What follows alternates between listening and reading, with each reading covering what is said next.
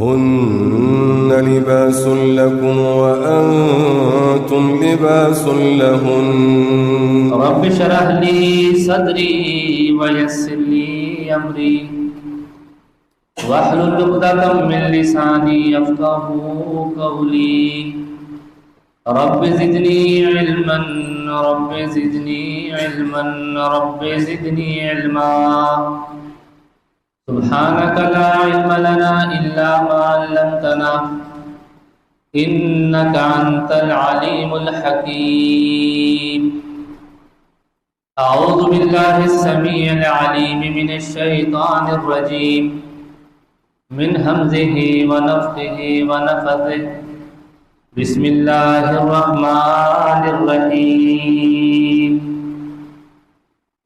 أحل لكم ليلة الصيام الرفث إلى نسائكم هن لباس لكم وأنتم لباس لهن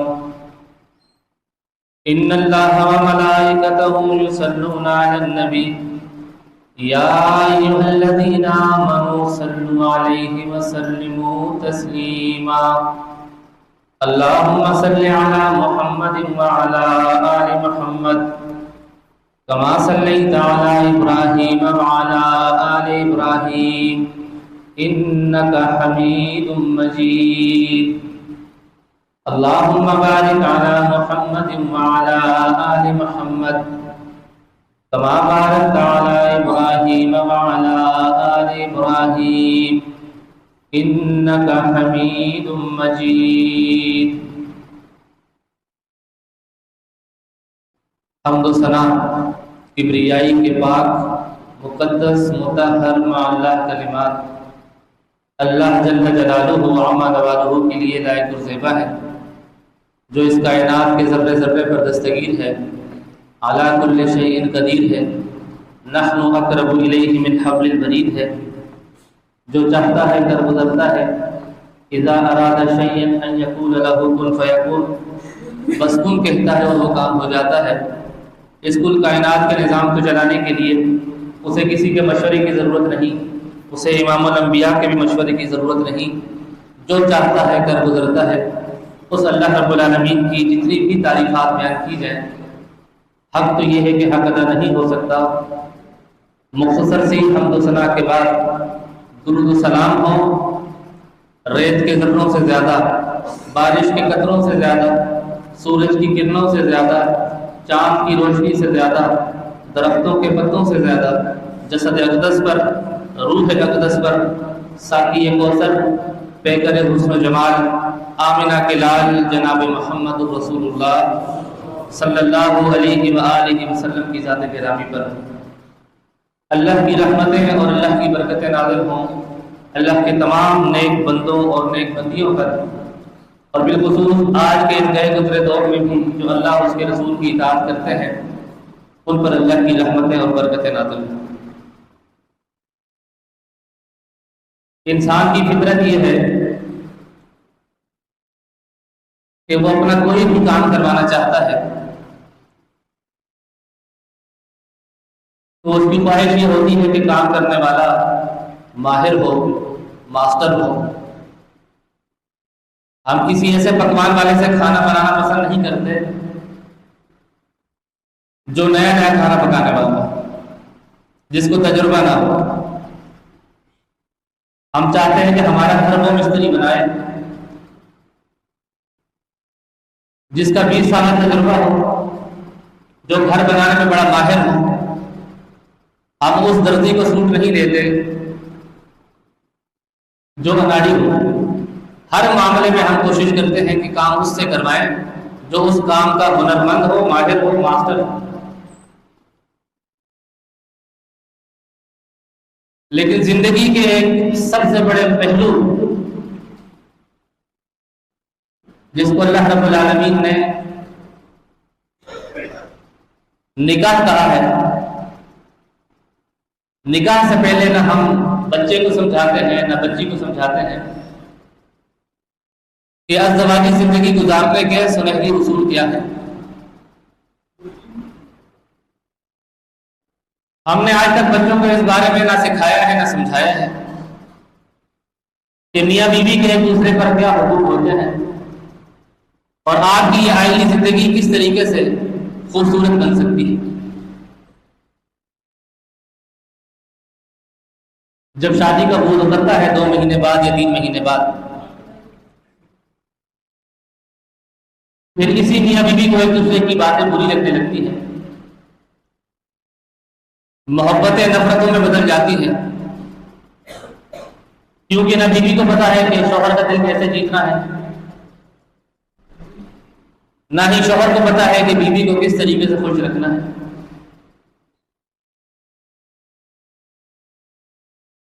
اللہ رب العالمین نے اس رشتے کو ایک بڑا ہی خوبصورت نام دیا ہے۔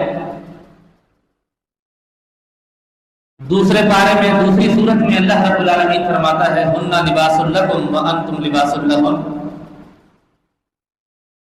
کہ ہم نے میاں بیوی کو لباس بنایا ہے۔ شوہر بیوی کا لباس ہے اور بیوی شوہر کا لباس ہے۔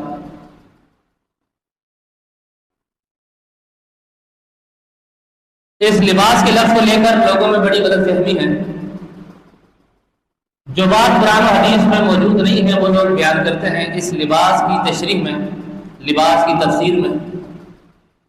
لوگ سمجھتے ہیں کہ لباس کا مطلب یہ ہے کہ اگر شوہر برا ہوگا تو اس کو بیوی بری ملے گی، اگر عورت بری ہوگی تو اس کو شوہر بھی برا ملے گا۔ یہ اس آیت کی یا اس لفظ کی تشریح نہیں، نہ اللہ نے یہ تشریح فرمائی، نہ رسول اللہ صلی اللہ علیہ وسلم نے تشریح فرمائی۔ لباس کا ہرگز یہ مطلب نہیں ہے کہ بیوی بری ہوگی، عورت بری ہوگی تو شوہر برا ملے گا، شوہر برا ہوگا تو بیوی بھی بری ملے گی۔ دنیا میں کئی مثالیں موجود ہیں، آپ دیکھتے ہوں گے، کہیں پر شوہر اچھا ہوتا ہے تو بیوی بری ہوتی ہے، کہیں بیوی اچھی ہوتی ہے تو شوہر برا ہوتا ہے۔ تو پتہ لگا یہ اس کی تشریح اور تفسیر نہیں ہے۔ اللہ رب العالمین نے قرآن کریم کے اندر ایک لفظ استعمال فرمایا ہے حسن۔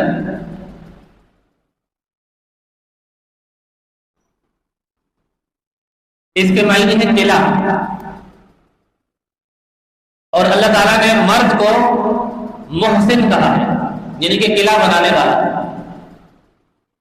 اور عورت کو سواد کے زبر کے ساتھ محسن کہا ہے، یعنی کہ قلعے میں خود کو محفوظ کرنے والی۔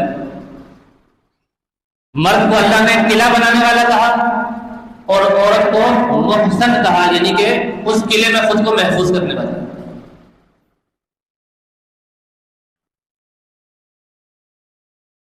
ہن لباس لکم وانتم لباس لہن، ہم نے تمہیں ایک دوسرے کا لباس بنایا ہے۔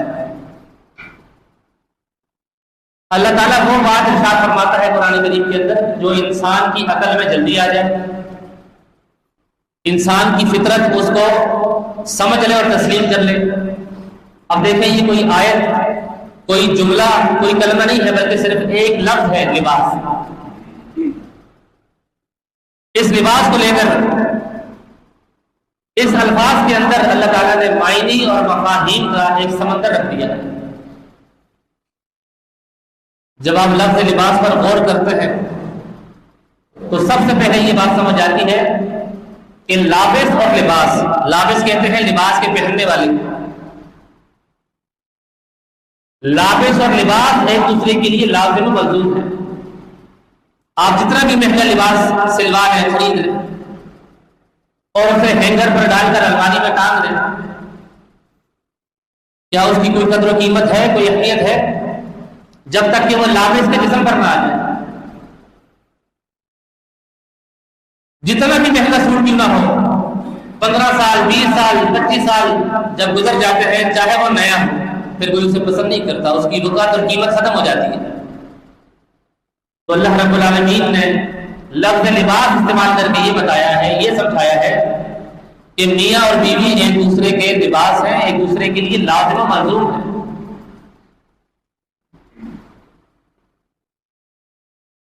چاہے عورت جتنی بھی خوبصورت کیوں نہ ہو، وہ شوہر کے بغیر ادھوری ہے۔ چاہے مرد جتنا ہی خوبصورت کیوں نہ ہو، بادشاہ ہو، وزیر ہو، مفتی ہو، وہ بیوی کے بغیر ادھورا ہے۔ تو اللہ تعالیٰ نے لفظ لباس سے یہ سمجھایا کہ میاں اور بیوی ایک دوسرے کے لیے لازم و منظور ہے، ایک دوسرے کے بغیر ادھورے ہیں، ان کی کوئی وقت نہیں ہے۔ مزید اس پر اگر آپ غور کریں تو لباس انسان کے سب سے زیادہ قریب ہوتا ہے۔ گھر میرے اتنا قریب نہیں ہے، میری گاڑی اتنی قریب نہیں ہے، میرا موبائل میرے اتنے قریب نہیں ہے، لیکن لباس سب سے زیادہ میرے قریب ہے۔ دن کا وقت ہو یا رات کا وقت ہو، آپ کام کر رہے ہو یا سو رہے ہو، لباس آپ کے ساتھ رہتا ہے۔ ہن لباس لکم وانتم لباس لہن۔ اللہ رب العالمین نے اس لفظ لباس سے یہ بات سمجھائی کہ میاں بیوی سب سے زیادہ ایک دوسرے کے قریب ہوتے ہیں۔ جب ان میں کوئی تیسرا آئے گا تو فساد برپا ہوگا، جب کوئی تیسرا دخل اندازی کرے گا تو لڑائی اور جھگڑے پیدا ہو جائیں گے۔ اور اگر یہ میاں بیوی آپس میں لڑے ہوئے ہیں تو تیسرا آ کر ان کو راضی نہیں کر سکتا۔ میاں بیوی خود ہی آپس میں صلح کرنا چاہے گے تو صلح ہوگی۔ تو اللہ رب العالمین نے یہ بتایا کہ لباس تمہارے سب سے زیادہ قریب ہے، اور اسی کی مثال میاں بیوی کے لیے دی کہ میاں بیوی بھی ایک دوسرے کے انتہائی قریب ہوتے ہیں۔ اب جیسے جیسے عمر گزرتی ہے معاشرے میں آپ دیکھتے ہیں، عمر گزرتی ہے میاں بیوی کے بستر الگ ہو جاتے ہیں، تھوڑا اور وقت گزرتا ہے تو کمرے بھی الگ ہو جاتے ہیں۔ اولاد کہتی ہے کہ تمہیں شرم نہیں آتی اس عمر میں ساتھ بیٹھتے ہوئے، ساتھ لیٹتے ہوئے؟ بھائی لباس کا تعلق جسم سے ہمیشہ رہتا ہے، بڑھاپے میں زیادہ ضرورت ہوتی ہے، اور بڑھاپے میں ماں باپ کو الگ کر دیا جاتا ہے، ان میاں بیوی کو الگ الگ کمروں میں سلایا جاتا ہے۔ یا اگر اولاد زیادہ ہوتی ہے تو کہتے ہیں کہ ایک دن میں اپنے باپ کو اپنے پاس رکھوں گا، ایک دن تم رکھنا، ایک ہفتے میں رکھوں گا، ایک ہفتے تم رکھنا۔ تو ان میاں بیوی کو دور کر دیا جاتا ہے۔ تو اللہ رب العالمین نے لباس کی مثال دے کر فرمایا کہ یہ سب سے زیادہ قریب اگر تمہارے کوئی ہے تو لباس ہے۔ تو میاں بیوی دونوں کو چاہیے کہ ایک دوسرے کے ہمیشہ قریب رہیں، اپنے درمیان خلا نہ چھوڑیں، خالی جگہ نہ چھوڑیں کہ کوئی تیسرا اس میں داخل ہو جائے۔ آج کل شیطان نے میاں بیوی کو دور کرنے کے لیے یہ موبائل ہمارے ہاتھوں میں دے دیا ہے۔ بیوی الگ بستر پر لیٹی ہے، موبائل یوز کر رہی ہے، شوہر الگ بستر پر لیٹا ہے، موبائل یوز کر رہا ہے۔ نہ بیوی شوہر سے کچھ بات کرتی ہے، نہ کچھ پوچھتی ہے، نہ شوہر بیوی سے کچھ بات کرتا ہے، نہ کچھ پوچھتا ہے۔ یہ موبائل، یہ سوشل میڈیا میاں بیوی کے اندر دوری اور جدائی پیدا کرنے کا سبب ہے۔ اللہ کی قسم اگر انسان اس لفظ لباس کو سمجھ لے اور اپنے ساتھ وعدہ کر لے، ہر شادی شدہ مرد اور ہر شادی شدہ عورت کہ میں نے لباس بن کر دکھانا ہے، تو یقین کیجئے زندگی خوبصورت ہو جائے گی۔ گھر کے اندر جتنے بھی فساد ہیں، جتنے بھی جھگڑے ہیں، سب ختم ہو جائیں گے۔ اس لباس پر مزید غور کریں۔ اللہ رب العالمین نے قرآن کریم میں فرمایا قد انزلنا علیکم لباسا یواری سوآتکم، ہم نے لباس اتارا ہے، ہم نے لباس پیدا کیا ہے تاکہ وہ تمہاری شرمگاہ کو چھپا سکے، تاکہ وہ تمہارا ستر پوش بن سکے۔ کتنے بہترین انداز میں اللہ رب العالمین نے یہ بات سمجھا دی کہ جس طرح لباس آپ کی شرم کی جگہوں کو چھپاتا ہے، آپ کے جسم کے ایک داغ دھبے زخم پھوڑے سب چھپا دیتا ہے، اسی طرح میاں بیوی بھی ایک دوسرے کا عیب چھپایا کرتے ہیں، ایک دوسرے کے ستر پوش بن کر رہے ہیں۔ آپ دیکھیں فساد شروع کہاں سے ہوتا ہے؟ بیوی بیٹے جاتی ہے، اپنے شوہر کی ساری برائی بیان کر دیتی ہے، شوہر اپنے رشتے داروں میں بیٹھتا ہے، اپنی بیوی کے سارے عیب بیان کر دیتا ہے۔ کوئی بیوی اگر ایسا کرتی ہے تو وہ لباس ثابت نہیں ہو رہی، کوئی شوہر اگر ایسا کرتا ہے تو وہ لباس ثابت نہیں ہو رہا، کیونکہ لباس کا کام ہے عیب کو چھپانا، لباس کا کام ہے شرم کی جگہوں کو چھپانا۔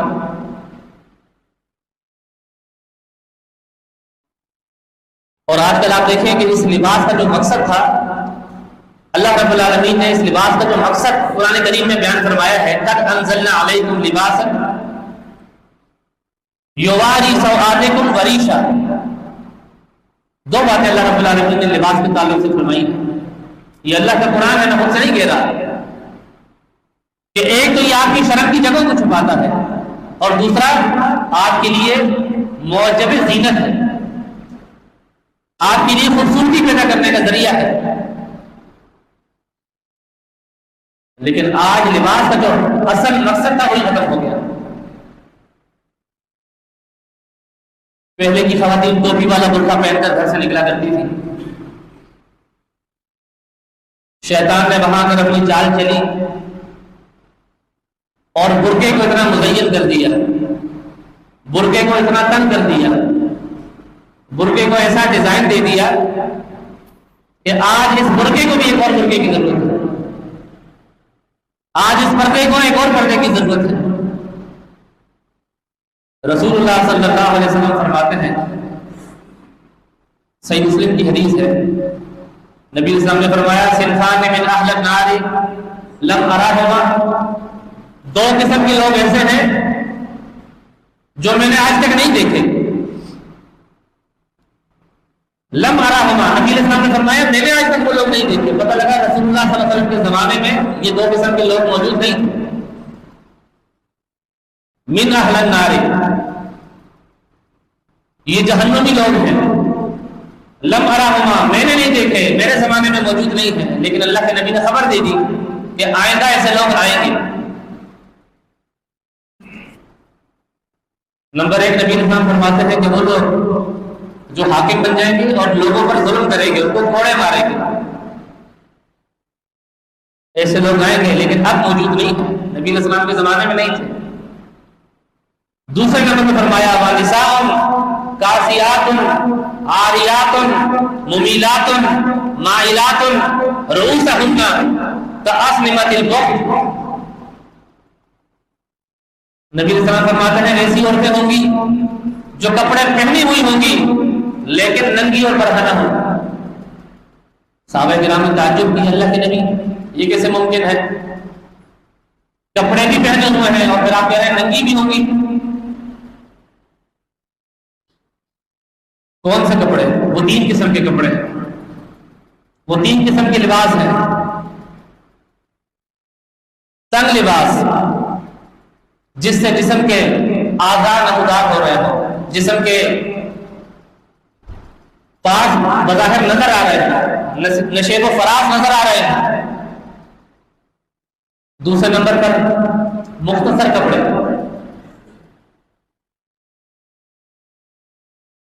اور تیسرے نمبر پر باریک کپڑے۔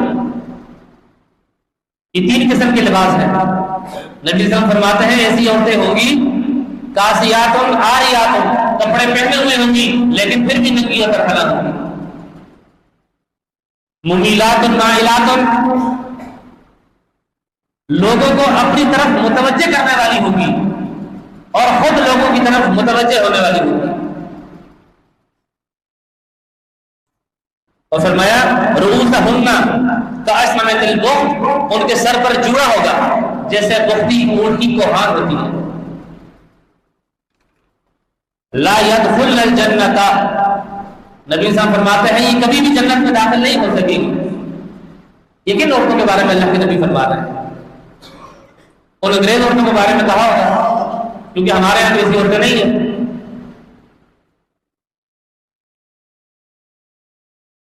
جتنی بھی خواتین ہیں، چاہے ہماری ہوں یا کسی اور کی ہوں، مردوں کو چاہیے کہ وہ ان کو یہ حدیث سنایا کریں۔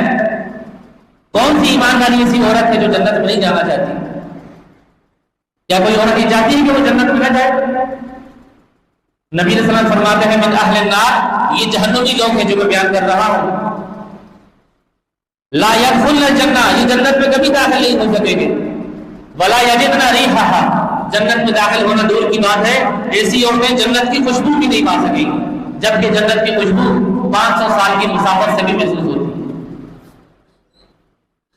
ایک شخص جنت سے سواری پر بیٹھے اور چلنا شروع کرے، 100 سال 200 سال 300 سال 500 سال تک سفر کرتا رہے، جنت کی خوشبو اس کو وہاں بھی محسوس ہوگی، لیکن اللہ تعالیٰ ان عورتوں کو جنت سے اتنا دور کر دے گا کہ انہیں جنت کی خوشبو بھی نہیں ہوگی۔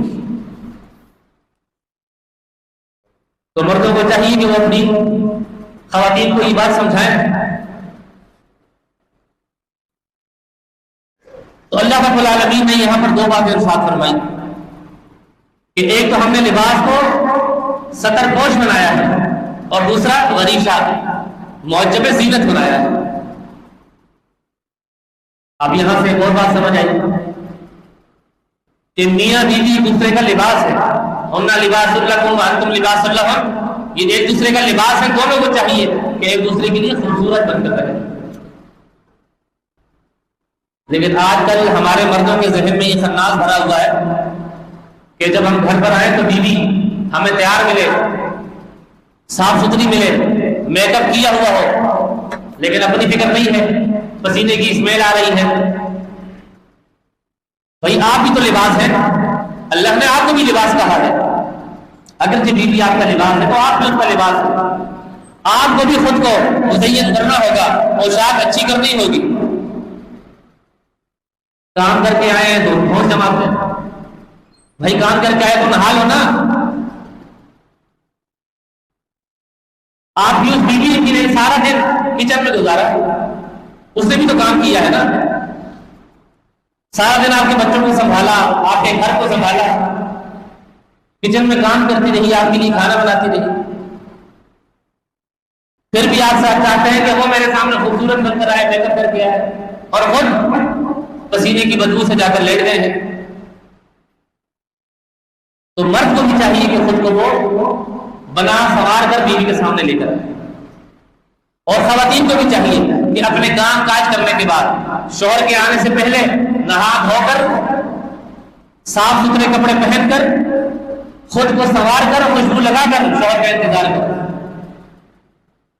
یہ اللہ رب العالمین نے لفظ لباس کیوں بھی استعمال نہیں کیا؟ دیکھیں کتنی باتیں اس لباس سے سمجھ آ رہی ہیں۔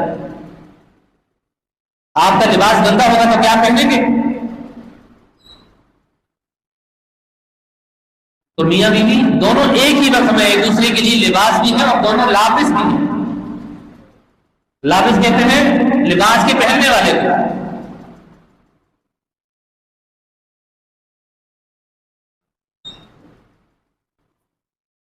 وریشہ اللہ رب العالمین فرماتا ہے کہ لباس زینت کا موجب ہے، زینت کا سبب۔ اب یہاں اللہ رب العالمین نے ایک اور بات سمجھائی کہ جب ہمارے لباس پر کوئی گندگی لگتی ہے، کوئی داغ لگتا ہے، کوئی دھبا لگتا ہے، تو ہم کیا کرتے ہیں؟ لباس کو کاٹ کر پھینک دیتے ہیں؟ نہیں، بلکہ ہم اس لباس کو دھو کر پھر پہننے دیتے ہیں۔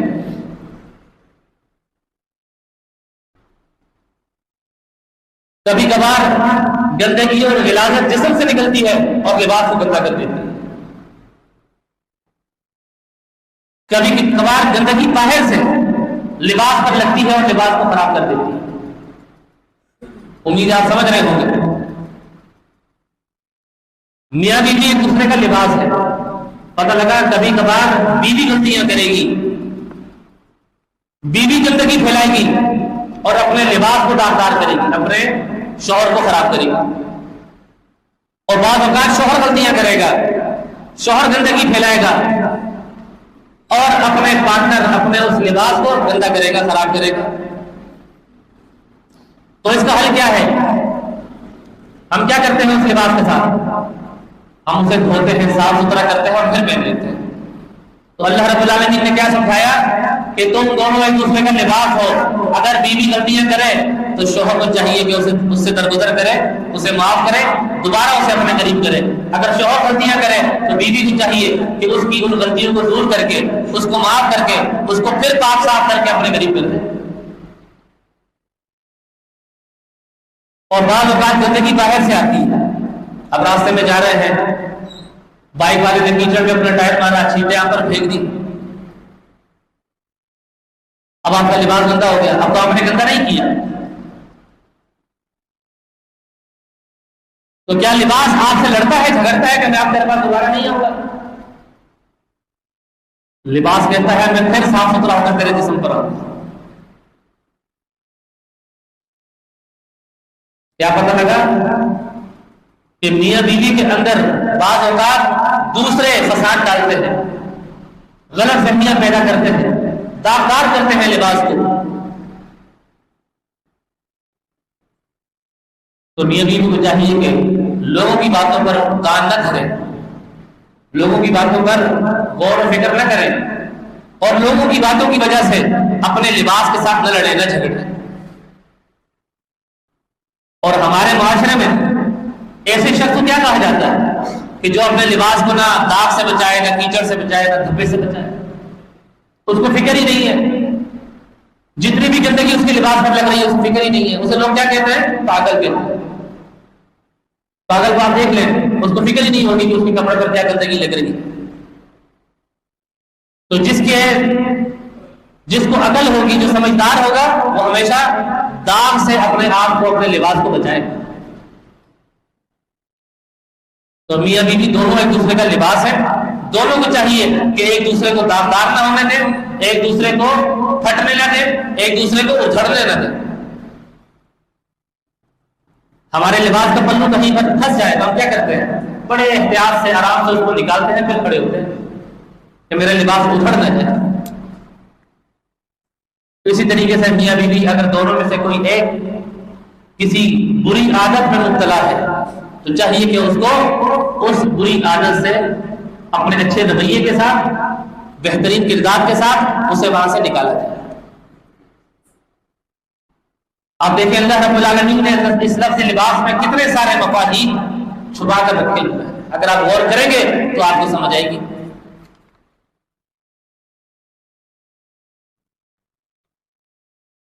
اما عائشہ صدیقہ رضی اللہ تعالیٰ عنہ فرماتی ہیں کہ رسول اللہ صلی اللہ علیہ وسلم جب گھر تشریف لاتے ہیں تو آپ صلی اللہ علیہ وسلم کے چہرے پر مسکراہٹ ہوا کرتی تھی. آج شوہر گھر آتا ہے کام سے، روب جھاڑنے کے لیے عجیب سا چہرہ بنا کر بیوی کی طرف دیکھتا ہے، بچوں کی طرف دیکھتا ہے کہ میں تمہارے لیے کما کر آیا ہوں، سارا دن محنت کر کے آیا ہوں. بھائی آپ کا فرض ہے، آپ کی ذمہ داری ہے. اس کا یہ مطلب تو نہیں کہ آپ گھر جاتے ہی روب جھاڑنا شروع کر دیں. امی عائشہ صدیقہ رضی اللہ تعالیٰ عنہ فرماتی ہیں میں جس پیالے میں پانی پیتی تھی، رسول اللہ صلی اللہ علیہ وسلم فرماتے ہیں رکو رکو ٹھہرو، یہ پیالہ مجھے دو. جہاں میں منہ لگا کر پانی پی رہی ہوتی تھی اللہ کے نبی اسی جگہ منہ لگا کر پانی پیا کرتے. تو شوہر ایسے بنے جیسے رسول اللہ صلی اللہ علیہ وسلم نے بن کر بتایا. لقد کان لکم فی رسول اللہ اسوۃ حسنہ، نبی علیہ السلام کی زندگی ہمارے لیے بہترین نمونہ ہے. رسول اللہ صلی اللہ علیہ وسلم سے سوال کیا گیا ای النساء خیر، اللہ کے نبی یہ بتائیے کون سی عورت سب سے بہتر ہے؟ نبی علیہ السلام فرماتے ہیں التی تسرہ اذا نظر، کہ جب شوہر کی نظر اپنی بیوی پر پڑے تو وہ اسے خوش کرتی. عورت کیسی ہونی چاہیے کہ جب شوہر کی نظر اپنی بیوی پر پڑے تو شوہر دیکھتے ہی خوش ہو جائے. عورتیں ہر وقت معافی بن کر رہتی ہیں، وہ بھی ظاہر کرتی ہیں کہ دیکھو میں اتنا کام کر رہی ہوں. ٹھیک ہے آپ معافی بن کر رہیں، لیکن کچھ وقت کے لیے خود کو سنوار لیں، نہا دھو کر تیار ہو جائیں کہ آپ کے شوہر کے گھر پر آنے کا وقت ہو گیا. اللہ کے نبی فرماتے ہیں کہ شوہر کی نظر پڑے اور وہ اسے خوش کر دیں، ایسی بیوی سب سے بہتر ہے. اور آج کل عورتیں کیا کرتی ہیں؟ غیروں کے لیے بہت تیار ہوتی ہیں. غیروں کے لیے شادی بیاہ پر جانا ہو، شادی حال میں جانا ہو، کسی تقریب میں جانا ہو، کسی رشتے دار کے یہاں جانا ہو تو خوب سج کر سمر کر میک اپ کر کے جائیں گی، لیکن شوہر کے لیے تیار نہیں ہے. یہ الٹا ہو رہا ہے. جبکہ منع کیا گیا ہے کہ غیروں کے لیے عورت کو تیار نہیں ہونا، اپنے شوہر کے لیے تیار ہونا ہے. اور پھر اگر اچانک کبھی شوہر کے لیے آج کی عورت تیار ہو بھی جاتی ہے نا تو شوہر کو یقین ہی نہیں آتا، وہ آتے ہی پوچھتا کہاں جا رہی ہو، کہاں جانے کا ارادہ ہے، کہتی کہیں نہیں، تو تیار کیوں ہوئی ہو آپ کے لیے، اسے یقین ہی نہیں آتا، کیونکہ کبھی ایسا کیا ہی نہیں ہے نا، اسپیشلی شوہر کے لیے بیوی نے خود کو تیار کیا ہی نہیں۔ جب تک کوئی ایونٹ نہ ہو اس میں اچھے کپڑے نہیں پہنتے، جب تک کوئی شادی بیاہ نہ ہو، کوئی تقریب نہ ہو، اس میں تیار نہیں ہو۔ اور سوشل میڈیا کے لیے بھی تیار ہونا ہے، فیس بک پر ٹک ٹاک پر خود کو ظاہر کرنے کے لیے تیار ہونا ہے عورت نے، لیکن جو آپ کے سب سے زیادہ قریب ہے، آپ کا لباس ہے، آپ کا شوہر ہے، اس کے لیے تیار نہیں ہے۔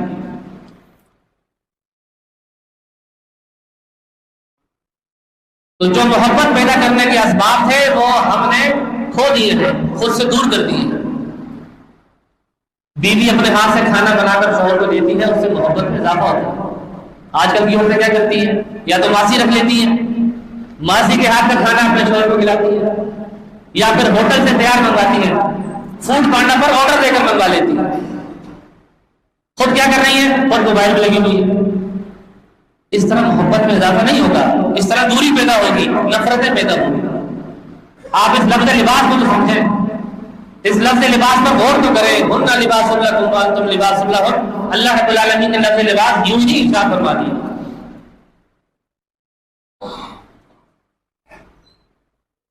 پھر اگر اس لباس پر مزید آپ غور کریں گے تو یہ لباس عزت کا باعث بھی ہے۔ آپ آفس جاتے ہیں، مسجد جاتے ہیں، کسی تقریب میں جاتے ہیں، کیا آپ گندا لباس، پھٹا ہوا لباس پہن کر جانا پسند کرتے ہیں؟ کبھی نہیں۔ آپ کہتے ہیں لباس صاف ستھرا ہو، پھٹا ہوا نہ ہو، ادھڑا ہوا نہ ہو، اس پر کوئی داغ اور دھبا نہ ہو، اس پر کوئی سلوٹ نہ ہو۔ تو لباس آپ کو باعزت بناتا ہے، لباس سے آپ کو عزت ملتی ہے۔ کیا پتا لگا کہ بیوی شوہر کے لیے عزت کا باعث ہے اور شوہر بیوی کے لیے عزت کا باعث ہے، کیونکہ دونوں ایک دوسرے کے لیے لباس ہے نا۔ تو شوہر کی وجہ سے بیوی کو عزت ملے گی اور بیوی کی وجہ سے شوہر کو عزت ملے گی۔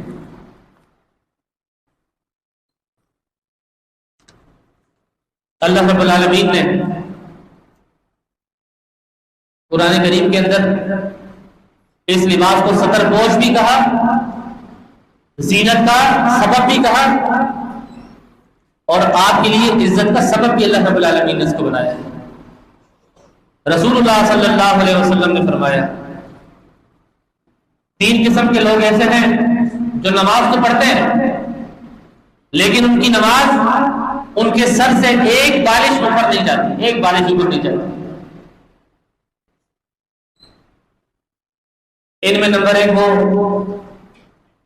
کہ جو امامت کرواتا ہو لیکن لوگ اسے پسند نہ کرتے ہو، زبردستی لوگوں کا امام بنا ہوا کہ نہیں یہ میری سیٹ ہے، میری جگہ ہے، میں نہیں چھوڑوں گا، چاہے لوگ اسے ناپسند کرتے۔ فرمایا ایسا امام نماز پڑھتا رہے، اس کی نماز ان کے سر سے ایک بالش اوپر بھی نہیں جاتی۔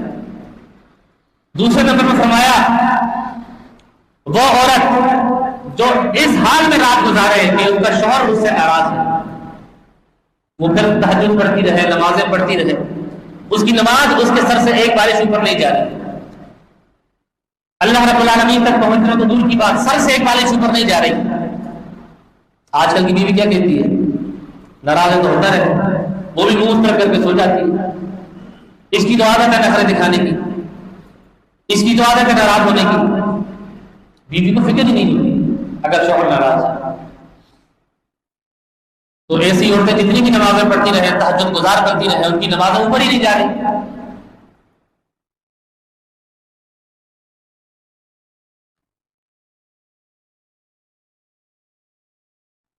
اللہ رب العالمین نے قرآن کریم کے اندر حضرت آدم علیہ السلام کا ذکر کیا اور فرمایا وَجَعَلَ مِنْهَا زَوْجَهَا لِيَسْكُنَ إِلَيْهَا، ہم نے تمہارے لیے زوج بیوی بنائی، لِيَسْكُنَ إِلَيْهَا، تاکہ تم اس سے سکون حاصل کر سکو۔ اب دیکھیں بیوی شوہر کے لیے سکون کا سبب اور باعث ہے، شوہر بیوی کے لیے سکون اور سبب کا باعث ہے، لیکن اللہ رب العالمین نے قرآن کریم کے اندر مرد کی طرف ضمیر ذکر کی ہے اور فرمایا کہ لیسکن الیہا، ہم نے بیوی کو مردوں کے سکون کے لیے پیدا کیا ہے، حالانکہ دونوں ایک دوسرے کا سکون ہے نا۔ آدم علیہ السلام جنت میں ہے، جنت کی تمام نعمتیں موجود ہیں، لیکن سکون نہیں مل رہا، سکون نہیں مل رہا۔ اللہ فرماتا ہے وَمِنْ آیَاتِهِ أَنْ خَلَقَ لَكُم مِّنْ أَنفُسِكُمْ أَزْوَاجًا، یہ اللہ کی نشانیوں میں سے ایک نشانی ہے۔ دیکھیں تمام رشتے زمینی ہے، تمام رشتے میاں بیوی کا رشتہ جنتی رشتہ ہے، اللہ رب العالمین نے اس رشتے کو جنت میں بنایا ہے، باقی تمام رشتے زمینی ہیں۔ جہاں اس رشتے کی اتنی اہمیت ہے وہاں پر اتنا ہی نازک بھی ہے، باقی رشتے نہیں ٹوٹتے۔ ماں ماں ہی رہے گی چاہے بیٹا نہ مانے، باپ باپ بھی رہے گا چاہے بیٹا اس کو باپ نہ مانے، بھائی بھائی بھی رہے گا چاہے بھائی اس کو بھائی نہ مانے، بہن بہن بھی رہے گی چاہے اس کو آپ بہن نہ مانے۔ لیکن یہ جو میاں بیوی کا رشتہ ہے یہ ٹوٹ سکتا ہے، یہ اتنا ہی نازک بھی ہے، جتنا اہم ہے اتنا ہی نازک بھی ہے، یہ ٹوٹ سکتا ہے۔ تو اللہ رب العالمین نے قرآن کریم کے اندر عورت کو مرد کے لیے سکون کا سبب قرار دیا ہے۔ لیسکن الیہا، یہاں پر بھی ضمیر جو ہے مرد کی طرف ہے۔ اللہ فرماتا ہے کہ ہم نے عورت کو آدم علیہ السلام کے سکون کے لیے پیدا کیا، اور اللہ تعالیٰ نے اس رشتے کو اپنی نشانی قرار دیا ہے۔ وَمِنْ آیَاتِهِ، یہ میری نشانیوں میں سے ہے۔ تو عورت کو چاہیے کہ وہ اپنے شوہر کے لیے سکون کا سبب بنے، اور کچھ بنے یا نہ بنے سکون کا سبب بنے، چاہے وہ کروڑوں کا جہیز ساتھ لے آئے، بڑے عالیشان بنگلے میں رہتے ہو، اگر بیوی شوہر کے لیے سکون کا سبب نہیں بن رہی ہے تو یہ جہیز کسی کام کا نہیں، یہ بڑے بڑے بنگلے کسی کام کے نہیں۔ اور اگر بیوی شوہر کے لیے سکون کا سبب بن سکتی ہے اور بن رہی ہے، پھر ایک کمرہ ہی کیوں نہ ہو، اس میں ایک چارپائی ہی کیوں نہ ہو، زندگی پرسکون گزرے گی۔ تو بیوی کو چاہیے کہ وہ شوہر کے لیے بالخصوص یہ اہتمام کرے کہ وہ اس کے لیے سکون کا سبب بنے ہر حوالے سے۔ رسول اللہ صلی اللہ علیہ وسلم ہر وقت حضرت خدیجہ رضی اللہ تعالیٰ عنہ کا ذکر فرماتے ہیں۔ اللہ کے نبی اکثر فرماتے ہیں خدیجہ خدیجہ ہی تھی۔ حضرت عائشہ فرماتی ہیں نبی علیہ السلام کی مجھے کسی اور بیوی پر اتنی غیرت نہیں آتی تھی جتنا کہ حضرت خدیجہ پر آتی تھی۔ نبی علیہ السلام سے 15 سال بڑی تھی، آپ صلی اللہ علیہ وسلم کو اتنا سکون دیا، اتنا سکون دیا۔ مکہ کی مالدار خاتون تھی، سارا مال رسول اللہ صلی اللہ علیہ وسلم کو دے دی، نبی علیہ السلام نے بھی اپنے پاس نہیں رکھا، اللہ کے راستے میں دے دی۔ نبی علیہ السلام غار حرا میں جاتے عبادت کرنے کے لیے، سیدہ خدیجہ کھانا تیار کر کے پہاڑیاں چڑھ کر نبی علیہ السلام کے پاس کھانا دینے کے لیے جایا کرتے تھے۔ عرب کی مالدار خاتون تھی۔ آج کل کی مالدار عورت اگر ہو اور شوہر غریب ہو تو کیا کرتی ہے؟ اسے کوئی اہمیت ہی نہیں دیتی، اس کی نظر میں کوئی اوقات ہی نہیں ہوتی۔ لیکن یہ کھانا بنا کر جا رہی ہے۔ صحیح بخاری کی حدیث ہے، نبی علیہ السلام غار حرا میں ہے، حضرت جبریل علیہ السلام آئے اور آ کر فرمایا اللہ کے نبی خدیجہ آ رہی ہے کھانا لے کر، اللہ رب العالمین نے مجھے بھیجا ہے اور فرمایا ہے کہ جب خدیجہ آئے تو اسے کہنا کہ تمہیں اللہ کی طرف سے سلام قبول ہو۔ جبریل علیہ السلام فرماتے ہیں اللہ کے نبی میری طرف سے بھی انہیں سلام دے دینا، اور انہیں یہ خوشخبری دینا کہ اللہ رب العالمین نے جنت میں خدیجہ کے لیے موتی کو تراش کر گھر بنایا، ایک گول موتی اس کو اندر سے تراش کر اللہ رب العالمین نے گھر بنایا ہے حضرت خدیجہ کے لیے۔ کیوں، کیا وجہ تھی؟ نبی علیہ السلام کے لیے سکون کا باعث بنی ہوئی تھی، ہر حوالے سے اپنا مال بھی دیتی ہے، خدمت بھی کر رہی ہے، آپ صلی اللہ علیہ وسلم کا خیال بھی کر رہی ہے، حوصلہ بھی دے رہی ہے۔ اللہ کے نبی کو پتھر لگتے ہیں، گھر آتے ہیں، فوراً سیدہ خدیجہ زخموں پر روئی رکھتی ہے، صاف کرتی ہے، اور اللہ کے نبی صلی اللہ علیہ وسلم کو حوصلہ دیتی ہے کہ گھبرائے نہیں، اللہ آپ کے ساتھ، آپ تو حق کی دعوت دے رہے ہیں، اللہ آپ کے ساتھ۔ تو نبی علیہ السلام انہیں ساری زندگی نہ بھول سکے۔ جب بھی اللہ کے نبی صلی اللہ علیہ وسلم کوئی بدری کاٹتے، کوئی گوشت کاٹتے، ذبح کرتے جانور کو، تو گوشت کے ٹکڑے الگ الگ کر دیتے اور فرماتے کہ جاؤ یہ خدیجہ کی فلاں سہیلی کے گھر دے کر آؤ، یہ خدیجہ کی فلاں سہیلی کے گھر دے کر آؤ۔ حضرت عائشہ فرماتی ہے کہ مجھے اور کسی بیوی سے غیرت نہیں آتی تھی جتنا کہ حضرت خدیجہ کا نام جب اللہ کے نبی لیتے تو مجھے غیرت آتی تھی، کیونکہ ایک تو وہ بیوہ نہیں تھی، نبی علیہ السلام سے عمر میں بھی بڑی تھی، پھر بھی اللہ کے نبی ان کا نام لیتے تھے۔ کیوں کہ انہوں نے سکون فراہم کیا ہر حوالے سے، مالی طور پر بھی، خدمت کر کے بھی، زبانی طور پر بھی، ہر حوالے سے رسول اللہ صلی اللہ علیہ وسلم کو انہوں نے سکون دیا، اور بدلے میں اللہ رب العالمین نے اب خود تراشا، موتی کو تراش کر جنت میں ان کے لیے گھر بنایا۔ اللہ تعالیٰ سے دعا ہے کہ اللہ تعالیٰ ہمیں اس لفظ لباس کو صحیح معنوں میں سمجھ کر اس پر عمل کرنے کی توفیق عطا فرمائے۔ اگر ہم اس لفظ کو سمجھ کر وعدہ کر لیں گے ہم اس پر صحیح معنوں میں عمل کریں گے، لباس بن کر بتائیں گے، تو انشاءاللہ ہماری زندگی بہت زیادہ خوبصورت ہو سکتی ہے۔ اقول قولی ھذا استغفر اللہ۔